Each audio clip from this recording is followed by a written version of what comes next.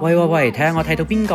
冇錯啦，就係女神鄭秀文啊！佢仲同我 say hi 添，好開心可以受邀參與澳門銀河舉行嘅夜王首映。作為子華頭號粉絲嘅我，真係開心到不得了啊！估唔到仲有驚喜啊！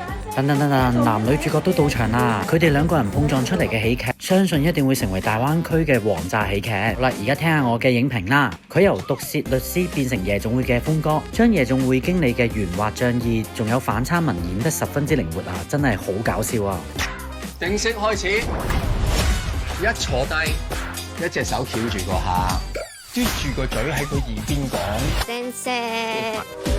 搭配埋由 Sammy 演繹嘅眉姐，你屬於離婚嘅夫婦，所以啲互對嘅鏡頭都好分別。仲加同佢哋走，嗱聲啊唔該，你做行清門行後門。建議大家一定要睇翻廣東話原版嘅，因為代入感會更加強啊！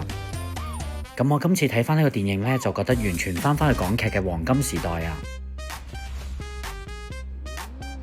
戲院裏邊我哋都係由頭笑到尾。觀眾，我哋更多嘅唔係需要說教，而係一個可以令到我哋開心歡樂嘅電影。